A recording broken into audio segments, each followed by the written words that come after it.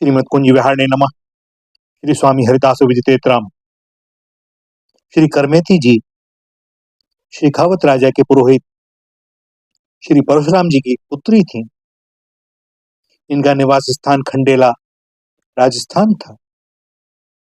करोड़ों कामदेवों से भी अधिक मनोहर श्री श्याम सुंदर बालपन से ही श्री करमेती बाई के हृदय में बस गए थे। इसलिए घर और घर के कामकाज सब भूल जाती, नित्य प्रति भगवान की मानसी सेवा करती। जब वे ध्यान लगाकर बैठ जाती तो कई पहर बैठे बैठे बीत जाते। यद्यपि इनका शरीर स्त्री जाति का था, किंतु वह भाव भजन के सर्वथा अनुकूल हो गया। अंग प्रत्यंग प्रेम से प्रफुल्लित हो गए। मन और बुद्धि की वृत्ति सर्वदा भगवान श्री कृष्ण की शोभा में पगी रहती। इनका विवाह हो गया। उसके कुछ दिन बाद इनके पतिदेव गौना कराने के लिए आए और उनके आने से इनके माता पिता के मन में बड़ी प्रसन्नता हुई और वे बड़े चाव से करमेती जी के लिए वस्त्र और आभूषणों का संग्रह करने लगे। किंतु इनकी स्थिति ऐसी थी कि माता घर के किसी काम को कहती, ये करना भी स्वीकार करती, किंतु मन का श्री कृष्ण में लय हो जाने के कारण उस कार्य को भूल जाती। मानसी सेवा में मग्न रहती। साय हुई या सवेरा हुआ यह पता नहीं चलता। और भैया, जिसमें इनका मन लगा था वह है भी तो ऐसे ही। करिया सुत नंद राय को या की लीला नित्य, ताही को यह डसत है जाको निर्मल चित्त। जिसका हृदय निर्मल होता है वही तो श्याम सुंदर अपना डेरा जमाते हैं। भक्ति ज्ञान और वैराग्य के पूर्व प्रबल संस्कारों के बिना ऐसा त्याग में प्रेम प्राप्त होना असंभव है। जिस प्रकार कोई अपने घर में किसी वस्तु को रखकर परदेश चला जावे, बहुत दिनों के बाद भी वापस घर लौटे तो अंधेरे घर में घुसकर भी वह अपनी वस्तु को उठा लाता है।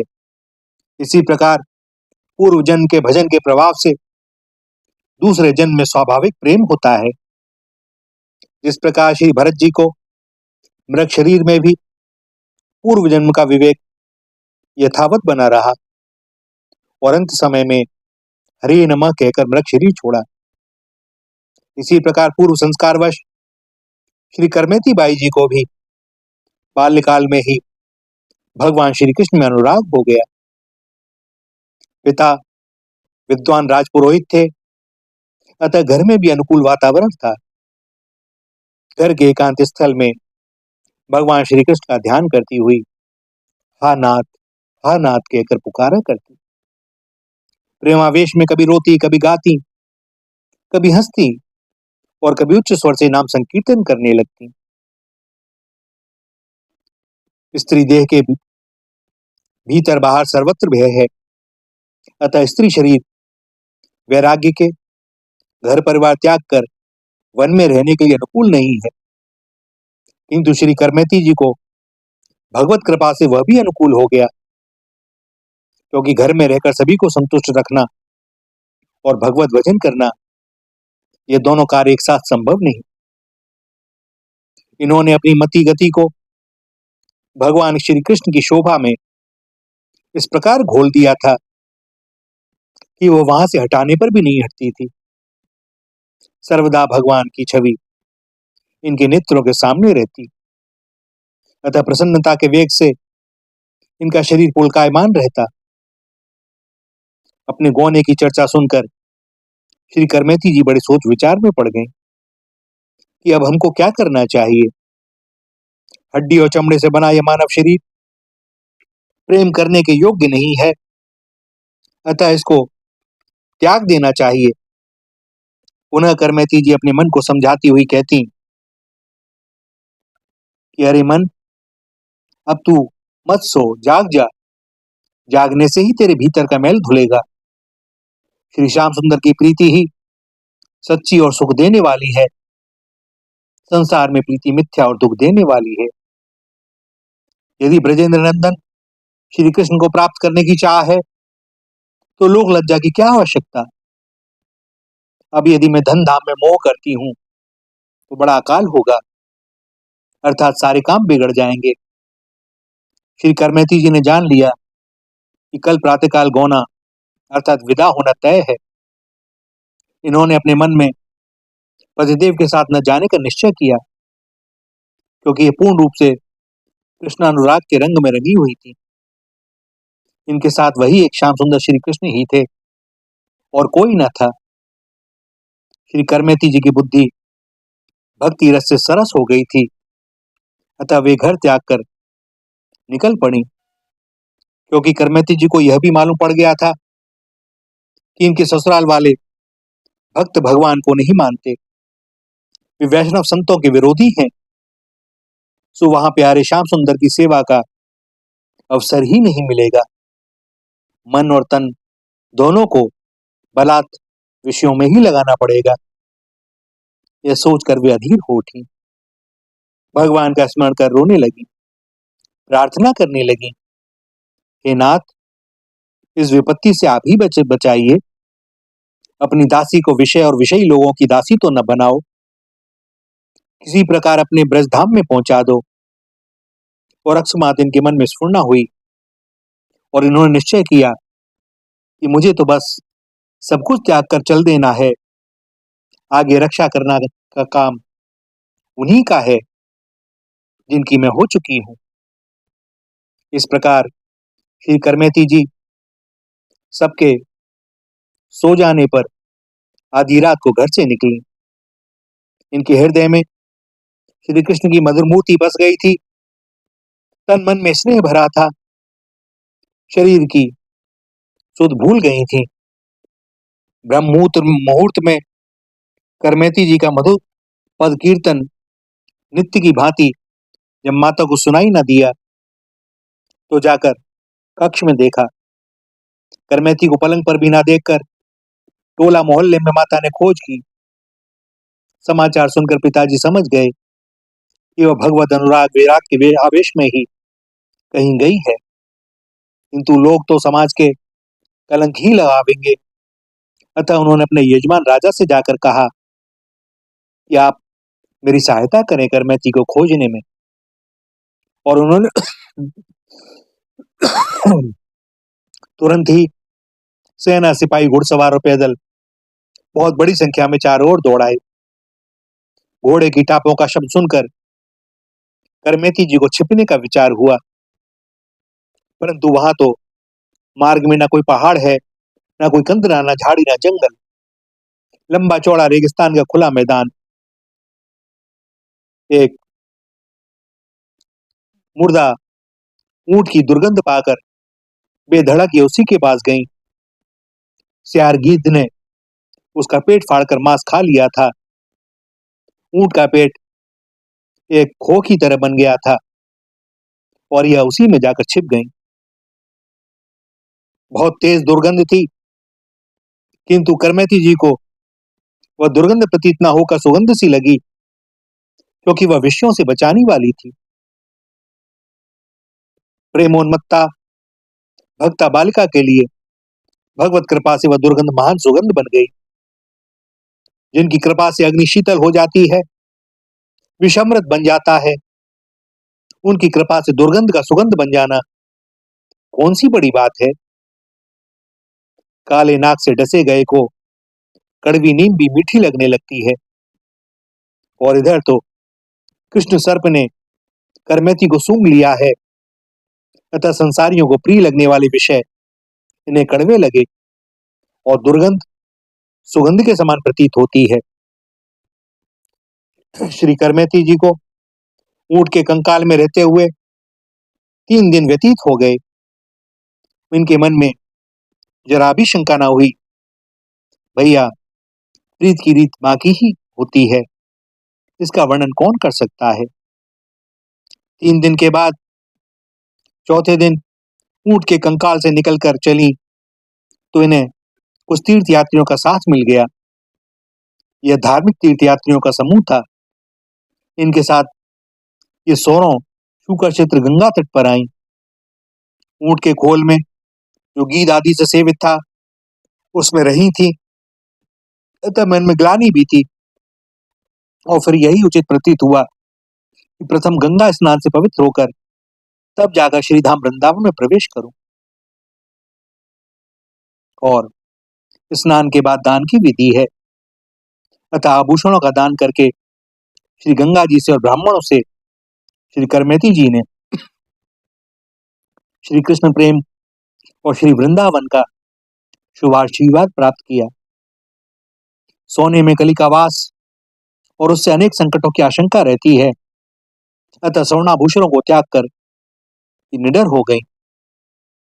इन्होंने विचार किया कि जब तक शरीर पर आभूषण रहेंगे तब तक दुष्ट विमुख इन्हें लेने की इच्छा करेंगे। इनके न रहने पर कोई मेरी ओर देखेगा भी नहीं। वैसे भी आभूषण काम के आयुध हैं। वह काम है तो विश्व विजयी चक्रवर्ती, परंतु भक्तों की दृष्टि में मृतक तुल्य है। फिर भी उससे संबंधित ये आभूषण त्याज्य हैं। वैराग्य में श्रृंगार के स्वांग की आवश्यकता नहीं होती। इस प्रकार भावी जीवन के आश्रम के अनुरूप वेशभूषा उचित समझकर इन्होंने उन आभूषणों का त्याग कर दिया। जो संसारी जनों को अनुकूल होता है वे ही सारे विषय प्रेमी जनों को प्रतिकूल प्रतीत होते हैं, और जो विषय संसारियों के लिए प्रतिकूल होते हैं प्रेमियों के लिए वही अनुकूल होते हैं। भैया, प्रीत की रीत अवर्णनीय है। केवल प्रेम करके ही इसके अनुभव को पाया जा सकता है। अपनी पुत्री के ब्रज प्रेम से इनके पिता परिचित थे, सो श्री परशुराम जी समझ गए कि करमेती कहीं मथुरा या वृंदावन में ही होगी। उन दिनों वृंदावन वास्तव में वन ही था। यत्र तत्र संतों की भजन कुटीरें और वन्य पशु पक्षी ही रहते थे। एक मालिन नित्य वृंदावन में फूल लेने आती थी। उसने करमेती जी को देखा और इनकी प्रेम दशा का वर्णन मथुरा में कई लोगों से किया। परशुराम जी मथुरा आकर अपने पंडा एक चतुर्वेदी जी के यहाँ ठहरे। पूछने पर लोगों ने बताया कि हाँ, कुछ दिनों से एक प्रेम पागल लड़की वृंदावन में आ गई है कहीं से। चतुर्वेदी ब्राह्मणों के साथ वृंदावन में आकर इनके पिता परशुराम जी ढूंढने लगे। वन की सघनता से खोज करना कठिन था, अतः वृक्षों पर चढ़ चढ़कर इधर उधर देखते थे।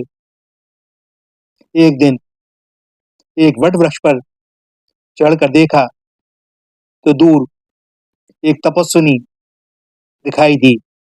ध्यान से देखा तो लगा यही उनकी पुत्री करमेती जी हैं। और इधर करमेती जी मूर्तिमती तपस्या के समान ध्यानमग्न बैठी हैं।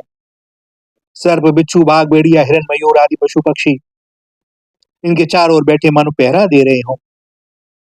संपूर्ण शरीर में ब्रजरज लगी है। सिर के केशों से बना आड़बंद कमर में लिपटा है। वट से गिरे पत्तों की पत्तलें कौपीन के स्थान पर हैं। भैया, कोई सोचे कि विरक्तों के लिए तो वल्कल वस्त्र धारण करने की विधि है, सो करमेती जी ने विरक्त होने पर इन्हें क्यों धारण नहीं किया। एक भाव यह कि इन्होंने विचार किया कि श्रीधाम के सभी वृक्ष लता आदि दिव्य चैतन्य हैं और भक्त भगवत स्वरूप हैं। इनकी त्वचा उखाड़ने से निकष्ट होगा, अतः इन्होंने वल्कलों को धारण नहीं किया। अपनी ध्यानस्थ पुत्री के पास इनके पिता परशुराम जी लगभग 2 घंटा बैठे रहे, पर करमेती जी तो अपनी भाव में मग्न है। उनकी समाधि नहीं खुली। तब इनके पिता ने इनके शरीर को हिलाया डोलाया। ध्यान भंग होते ही हा कृष्ण कहती हुई करमेती जी उच्च स्वर से विलाप करने लगी।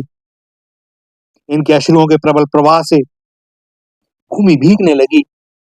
कृष्ण प्रेम को देखकर हर्ष, शरीर और वेशभूषा को देखकर इनके पिता को विषाद हुआ।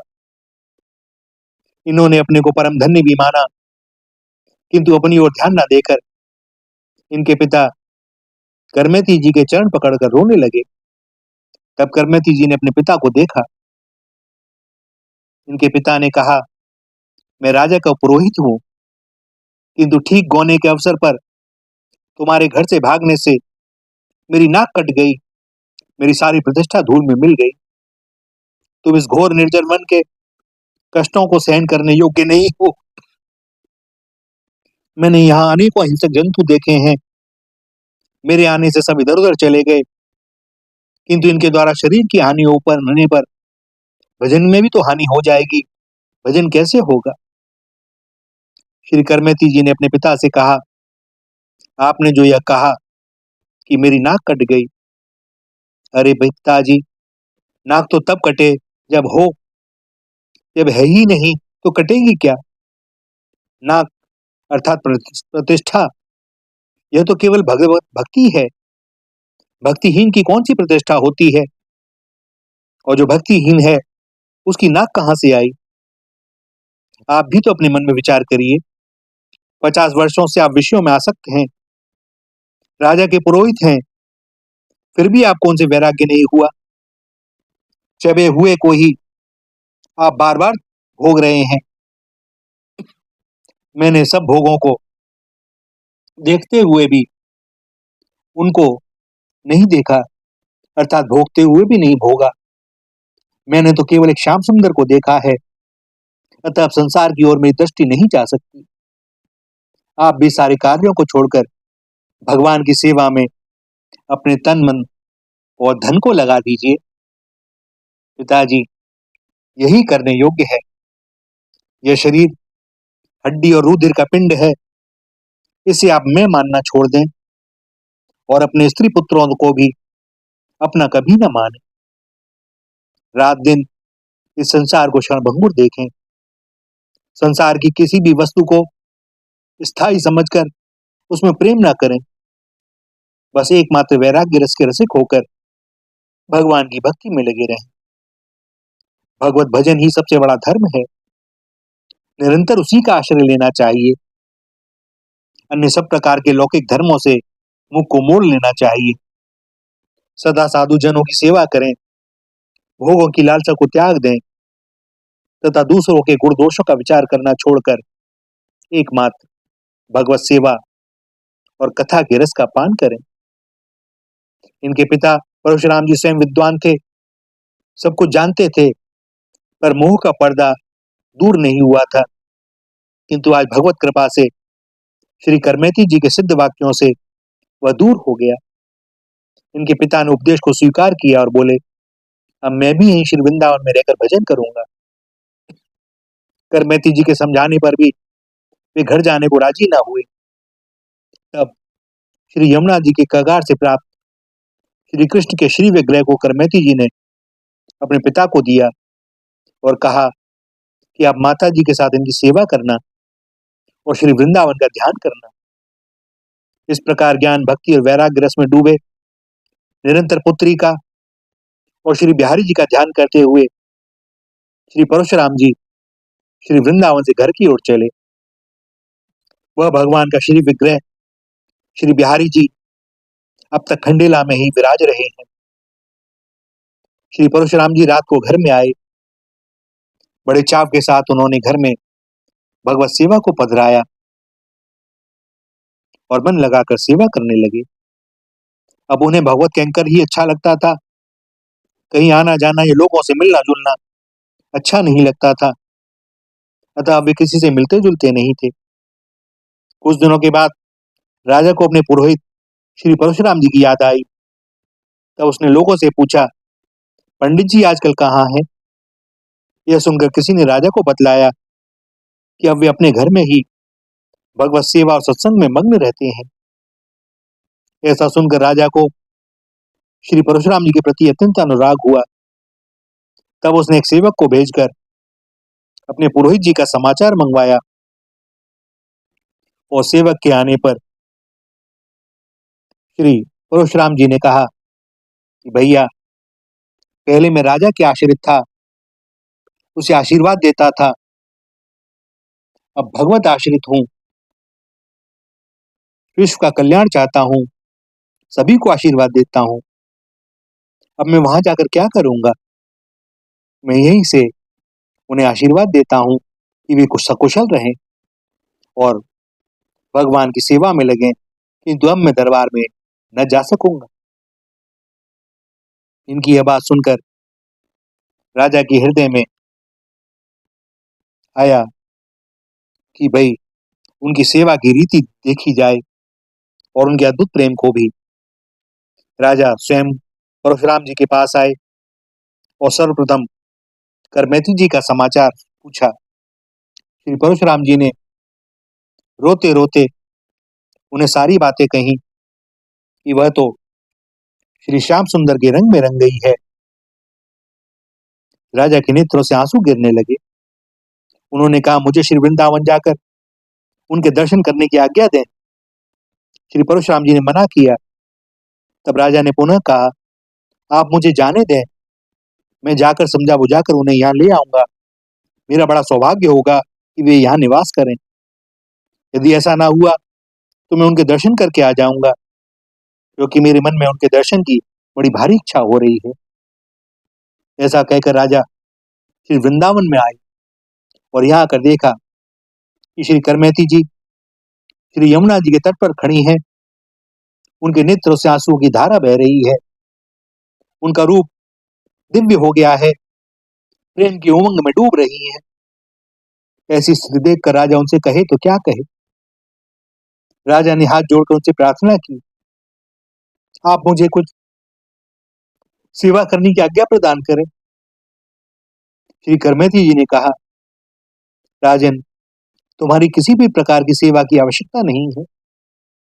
इनके बार बार बहुत मना करने पर भी राजा ने अपनी इच्छा से ब्रह्मकुंड के निकट ही इनके लिए कुटी बनवा दी और उसके बाद अपने राज्य को लौट गए।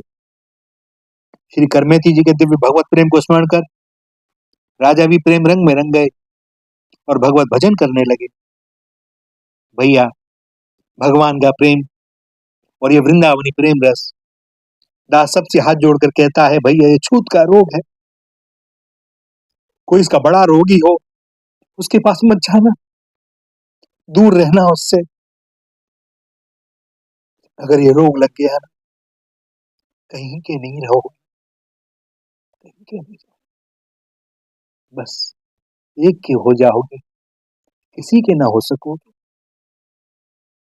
एक बार श्री करमेती जी भजन ध्यान में इस प्रकार मग्न रही कि उन्होंने 18 दिन तक कुछ भी नहीं खाया पिया।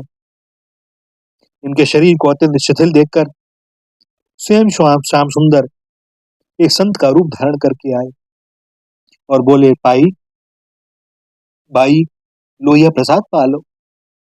इन्होंने हाथ जोड़कर कहा, महाराज कृपा करके ऐसा दिव्य प्रसाद दें जिससे फिर कभी भूख प्यास मेरे भगवत स्मरण में बाधा न बने। संत रूपधारी भगवान ने कहा, ऐसा ही होगा, एक बार इस प्रसाद को पाकर तो देखो। और उस प्रसाद का एक गिलास को लेते ही श्री करमेती जी के मन में बड़ा आह्लाद हुआ। वे भगवान के चरणों में गिर गए। भगवान ने भी उन्हें दर्शन देकर कृतार्थ किया और उस दिन के बाद से इनके भजन में भूख प्यास कभी बाधा न बनी और भगवान की झांकी इनके नेत्रों के सामने सब समय नृत्य करती रही। इस प्रकार तपस्विनी देवी ने भगवत कृपा से महान तप करके प्रेम में वृंदावन धाम को प्राप्त किया। श्री राधा, श्री राधा, श्री राधा।